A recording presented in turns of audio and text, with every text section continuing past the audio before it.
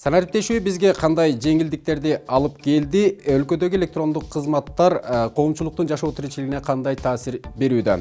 Санарип Кыргызстан 2019-2023 концепциясын ишке ашыруунун алкагында кандай иштер жүрдү? Эмне пландар бар? Саламатсыздарбы? Санарип Алипе программасында мына ушул суроолорго жооп издейбиз. Алгач маалыматтык технологиялар жана байланыш боюнча мамлекеттик комитеттин төрагасы Дастан Догоев менен ушул темада сүйлөшөбүз.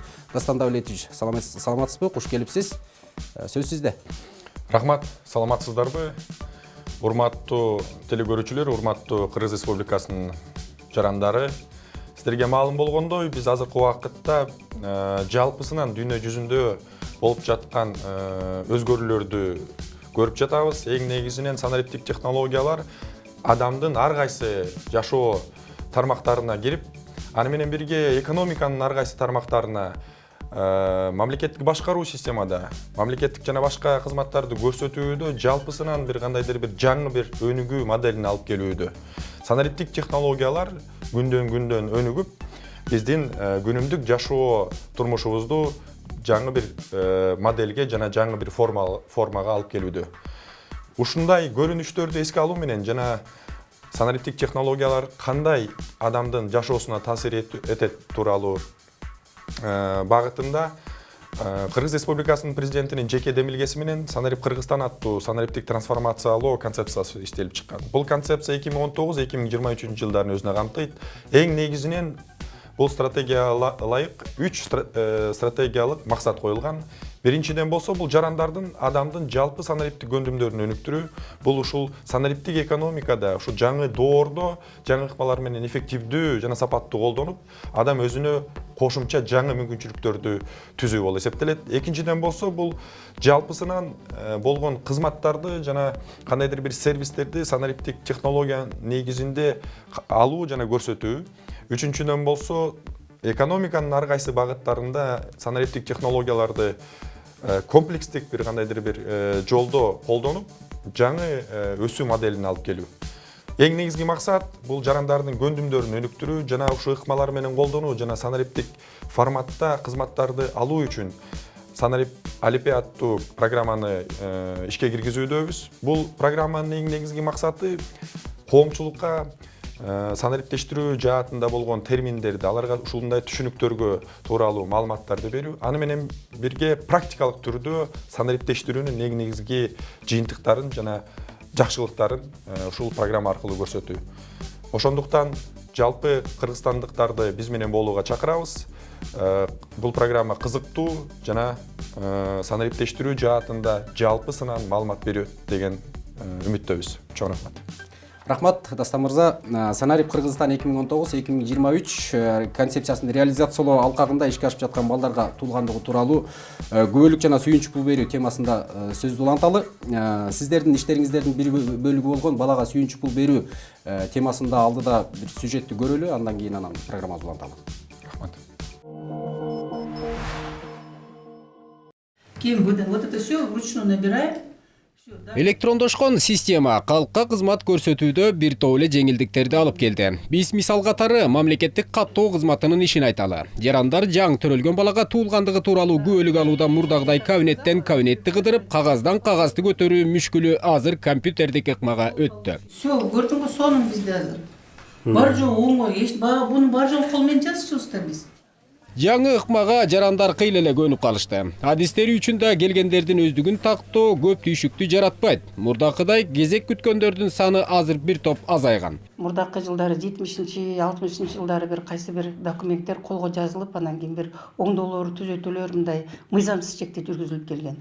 Азыр эгер өзгөртүү болсо дагы бул бар жогу ушул автоматташтырылган маалыматтык тутумда бар жогу көрүнүп турат. Эми жарандарды туулгандыгы тууралуу күбөлүктөн баштап паспорт, чет жака чыгуучу документтер, балага сүйүнчү пулга керектелүүчү документтер, иненен пен сыяктуу кызматтар менен камсыз кылуучу борборго баралы. Калкты тейлөө борборунан Бишкек боюнча 4 борбор иш алып барат. Биздин операторлор мындай талон берет. Бул талонду алды деңиз, бул талонду алгандан кийин жүрүңүздөр менен көрүш. Таблону көрсөтөйүн. Жарандын колундагы талонду карайт да, эмне кайсыл максат менен келген жана талондун номери канча экени мына сиздерге көрүнүп турган таблодон байкап жана ушул табло менен күтүү тартибинде турушат. Жанагы талондун кесеги менен мына сизге көрсөтүп аткан бул жердеги жаран орду бул өзүнүн кызматын алгандан кийин бошогондон кийин ушу талоонун негизинде келип кызмат багытын айткандан кийин операторубуз ошого жараша маселелерин чечип берет.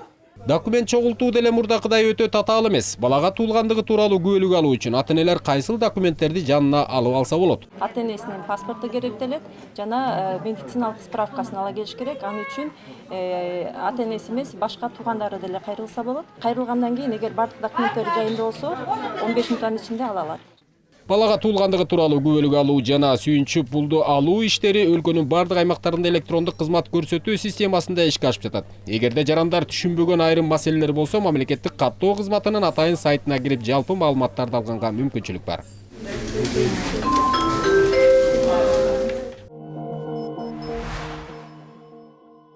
Дастан Давлетович, мына азыр сюжетте көргөндөй балага туулгандыгы тууралуу күбөлүк берүү маселеси сиз мамлекеттик каттоо кызматында иштеп жүргөндө эле башталса керек эле.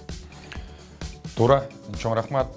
Сиздерге маалым болгондой, мамлекеттик каттоо кызматы азыркы убакытта санариптештирүү жаатында жакшы долбоорлорду ишке ашырууда. Азыркы ушу сюжетте көрсөтүлгөндөй, жарандардын абалын каттоо системасы толугу менен автоматташтырып, ал жерде электрондук башкаруу системасы ишке кирген.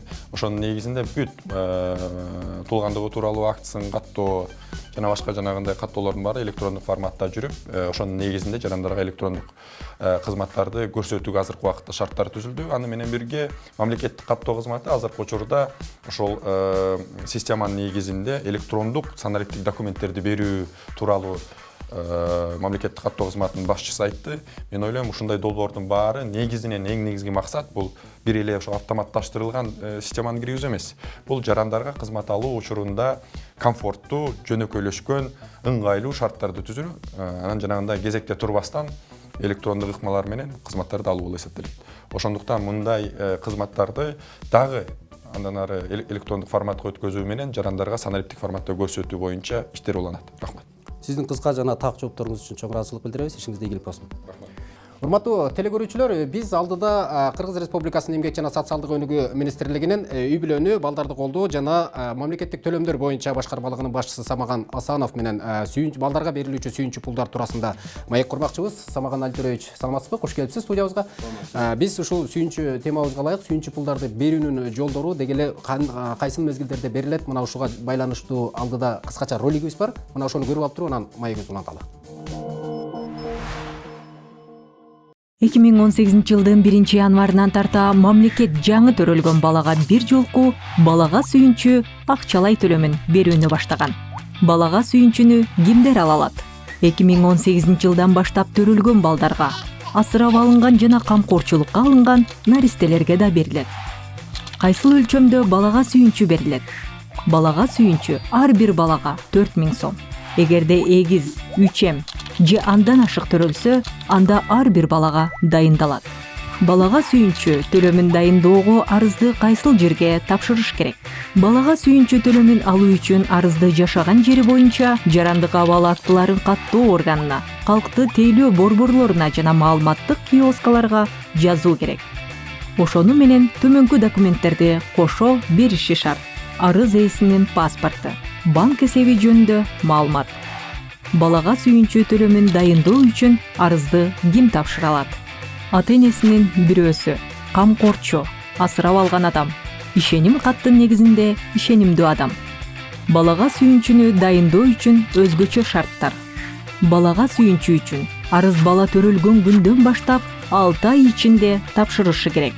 Ушул мөөнөттөн кеч кайрылган учурда балага сүйүнчү берилбейт. Банк эсебине төлөм качан которулат? Балага сүйүнчүнү дайындоого арыз берген күндөн тартып 7 күндүн ичинде төлөм которулат. Эгерде сиз төлөм дайындоо негизсиз четке кагылды деп эсептесеңиз, анда жергиликтүү мамлекеттик администрациянын жана мэриянын алдындагы арыздарды жана даттанууларды кароо боюнча комиссияга кайрылсаңыз болот.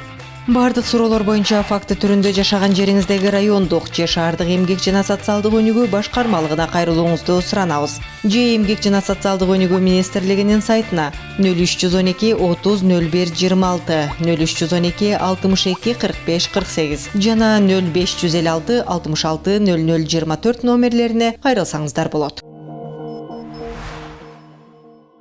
Самаган Айтурович, мына азыр эле роликти чогуу көрдүк. Мына ушул сүйүнчү пулдарды берүүнүн жолдору, деги эле сүйүнчү пулдар кимдерге берилет? Сүйүнчү пул деген эмне өзү? Деги эле башынан аяк мындай кыскача кылып айтып берсеңиз.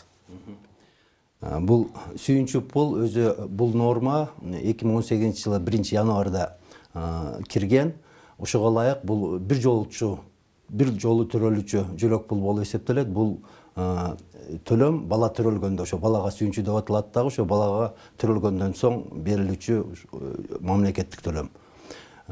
Бул ошол жогоруда айтканда ушу 1 январдан мыйзам ишке киргенден кийин бериле баштаганда 2018 жылдан бери канча балага сүйүнчү пул бердиңиздер?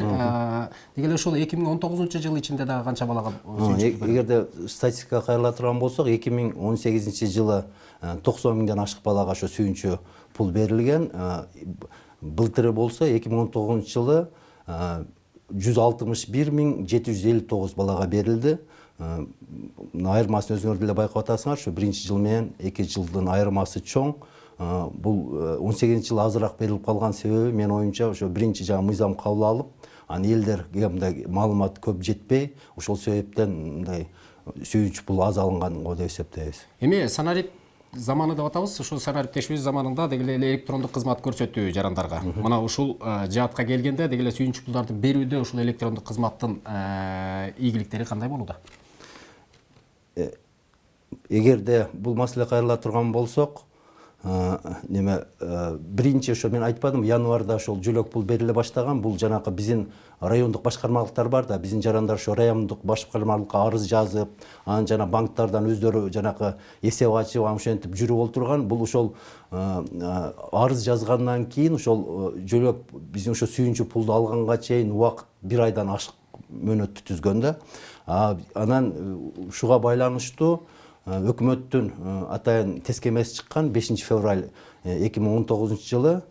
2019 жылы ошондон кийин атайын жаңа пилот жүрүп, анан биринчи пилот жүргөн дагы ошо пилоттун жыйынтыгы менен 1 июль 2019 жылдан баштап бул ушу немени сүйүнчү пулду башкача жолдор аркылуу бериле баштаган. Бул жанакы биздин мамлекеттик кызмат аркылуу, мамлекет кызмат менен биздин эмгек жана социалдык өнүгүү министрлиги жанакы казначейство жана банктар аркылуу ошо 2 банк кошо иштешкен. Ошол келишимге кол коюшкан дагы бул жөлөк пулду ошол бүт автоматташкан дагы бүгүнкү күндө ошо эгерде 18 жылдары bir айдын тегерегинде алып жүргөн болсо, бул сүйүнчү пулду бүгүнкү күндө ошо 2 күндө алып жатышат да биздин жарандар. Эми бүгүнкү күндө каттоо деген маселе бар эмеспи? Азыр эле роликтен көргөндөй, деги эле жашаган жериңизден барып, ошол районго барып, сүйүнчү пулга арыз менен кайрылсаңыз болот деп атабыз. Бирок бүгүнкү күндө каттоо маселеси эске алынабы? Ички миграция күч алып турган мезгилде азыр жарандар батирлерде жашап жаткан жарандар кандай маселелерди чечип алышат? Мына ушуну айтып берсеңиз. Бул жөнүндө мен жана айтпадымбы, жана ошо атайын ошол калктык тейлөө борборлору ошо бүгүнкү күндө ошо арызды ошол жерден берет. Жанакы биз туулгандыгы тууралуу көбөлгө алып жатканда эле ошол арызды берет дагы. Ал жанакы жашаган жеринде учету боюнча мындай маселе каралбайт да, ошол жерден карап эле арызды алат дагы. Анан жана банкта дагы атайын эсептин ачыштын кереги жок. Атайын ошол банктарда транзиттик эсептер ачылганда, ошол себептен бул жерде мисалы үчүн кайсы жакта жашаба, кайсы жерден болобу мындай бүгүнкү күндө мүмкүнчүлүк түзүлгөн да. Бул дагы ошо менин оюмча ошо санариптештирүүнүн жыйынтыгы да. Кайсы бир деңгээлде 2018-2019 бери убакыт өттү. Бирок ушул ийгилик кемчиликтерди байкап туруп, алдыда келечекке карай оңдоочу маселелер барбы? Эми бул жерде биз ушул немени пилот кылгандан кийин ошо балага сүйүнчүнү ал бир жолу берилүүчү жөлөк пул да. Андан сырткары бизде ошол үй бүлөгө көмөктөгөн жөлөк пулдарыбыз бар да. Жана бала 16 жашка чейин чыкканга чейин аз камсыз болгон үй бүлөлөргө эле берилет да. Бул бир. Экинчиден жана ден соолугунан мүмкүнчүлүгүнөн чектелген биздин жарандарыбыз бар. Аларга ошо социалдык жөлөк пул берилет да. Ошолорду дагы биз бүгүнкү күндө ушинтип борбордоштуруп, жанакы ушинтип ошол сүйүнчү пулга окшотуп бере баштайлы деп атабыз да. Биз бул нерселерди эмне себептен жасап жатабыз? Себеби биздин өз жарандарга мүмкүн болушунча ушул биздин кызматтарды жөнөкөйлөтүш үчүн жана ар түрдүү жанагы коррупциялык бир жаман көрүнүштөрдөн мындай алысташ үчүн ушул иштер бүгүнкү күндө жүрүп жатат да. Мындан сыртка дагы бир белгилеп кетчү нерсе, эгерде жана балага сүйүнчүнү биз 4000 сом өлчөмүндө төлөп жүргөн болсок, октябрда 30 октябрда атайын токтом чыккан өкмөттүн, ага ылайык бүгүнкү күндө бизде жанакы 3 жана андан көп төрөлгөн балдарга, ар бир балага бүгүнкү күндө 50 000 сомдон акча өлчөмү чектелген да. Мисалы үчүн 3 бала болсо 150 000 сом, 4 бала болсо 200 000 сом, ушундай сүйүнч пул дагы бүгүнкү күндө толук иштеп жатат. Биздин жарандар ушул сүйүнч пулду алып жатышат. Чакан маегиңиз үчүн чоң ыраазычылык билдиребиз. Ишиңизде ийгилик болсун. Урматтуу телекөрүүчүлөр, Санарип Кыргызстан, Санарип алипбейинин мазмунунда жазылган бир топ түшүндүрмө терминдер бар. Мына ушунун чечмелениш жолдору тууралуу даярдалган. Чакан тасмага көңүлүңүздөрдү буралы. Кыргыз Республикасындагы электрондук башкаруу мамлекеттик органдардын жергиликтүү өз алдынча башкаруу органдарынын, алардын кызмат адамдарынын, уюмдардын жана жарандардын электрондук формадагы электрондук документтерди жана башка маалыматтарды пайдалануу менен юридикалык маанилүү чечимдерди кабыл алуу жана юридикалык маанилүү аракеттерди көрүү боюнча иши дегенди түшүндүрөт. Кагаз документинин электрондук түрү кагаз түрүндөгү документтин сканерленген же фотосүрөткө тартылган, кагаз түрүндөгү сканерленген документтин мазмунуна өзгөртүүлөрдү киргизбестен техникалык каражаттардын жардамы менен бир бүтүн электрондук формага айландырылган түрү болуп саналуучу электрондук формадагы маалымат. Электрондук кол тамга электрондук формадагы башка маалыматка кошулган жана ага логикалык жактан байланышкан маалыматка кол койгон адамды аныктоо үчүн пайдаланылуучу электрондук формадагы маалымат. Урматтуу телекөрүүчүлөр, Санарип алипбей программасынын кезектеги чыгарылышы соңуна чыкты. Биз бүгүн балдарга берилүүчү туулгандыгы тууралуу күбөлүктүн берилиши жана документтик маселелер, сүйүнчү пулдун кантип берилиши жана электрондук кызмат көрсөтүүнүн коомубузга тийгизген таасири туурасында программабызды аяктадык. Саламатта калыңыздар.